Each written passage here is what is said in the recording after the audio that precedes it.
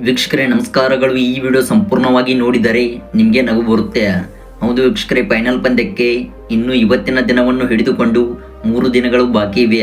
ಅದಕ್ಕಿಂತ ಮುಂಚಿತವಾಗಿ ಹಲವಾರು ದಿಗ್ಗಜರು ಭಾರತ ತಂಡವೇ ಸೋಲುತ್ತೆ ಎಂದು ಅಭಿಪ್ರಾಯಗಳನ್ನು ವ್ಯಕ್ತಪಡಿಸುತ್ತಿದ್ದಾರೆ. ಹಾಗಾದರೆ ವೀಕ್ಷಕರೇ, ನಿಮ್ಮ ಅನಿಸಿಕೆಗಳ ಪ್ರಕಾರ ಭಾರತ ತಂಡವು ಸೋಲುತ್ತಾ ಅಥವಾ ಗೆಲ್ಲುತ್ತಾ ಎಂಬುದನ್ನು ಕಾಮೆಂಟ್ ಬಾಕ್ಸಲ್ಲಿ ವ್ಯಕ್ತಪಡಿಸಿ. ಹೌದು, ಭಾರತವು ಸೋಲುತ್ತೆ ಎಂದು ಹೇಳುವಂಥ ದಿಗ್ಗಜರಿಗೆ ಸರಿಯಾದ ತಿರುಗೇಟನ್ನು ಕೊಡಿ ಮತ್ತು ಇವರು ಹೇಳುವಂಥ ಮಾತುಗಳನ್ನು ಕೇಳಿದರೆ ನಗು ಬರುತ್ತದೆ.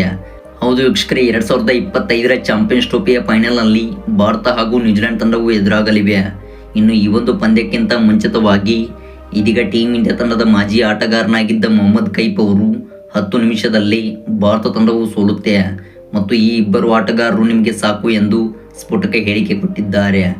ವೀಕ್ಷಕರೇ, ಅದಕ್ಕಿಂತ ಮುಂಚಿತವಾಗಿ ನೀವು ಕೂಡ ಅಪ್ಪಟ ಭಾರತೀಯ ಫ್ಯಾನ್ಸ್ ಆಗಿ ಕಂಡು ಬಂದಲ್ಲಿ ವಿಡಿಯೋಗೊಂದು ಲೈಕ್ನ ವ್ಯಕ್ತಪಡಿಸಿ.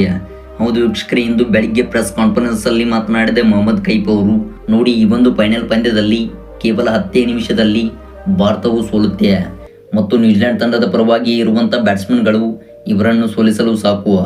ಹೌದು, ಕನ್ನಡಿಗನಾಗಿರುವ ರಚಿನ್ ರವೀಂದ್ರ, ಕೇನ್ ವಿಲಿಯಮ್ಸನ್ ಈ ಇಬ್ಬರು ಸ್ಫೋಟಕ ಆಟಗಾರರು ಕ್ರೀಸ್ನಲ್ಲಿದ್ದರೆ ಭಾರತ ತಂಡದ ಸ್ಪಿನ್ನರ್ಗಳನ್ನು ಎದುರಿಸುತ್ತಾರೆ ಮತ್ತು ಭಾರತ ತಂಡದ ವಿರುದ್ಧ ನ್ಯೂಜಿಲೆಂಡ್ ತಂಡವೇ ಗೆದ್ದು ಬೀಗುತ್ತದೆ.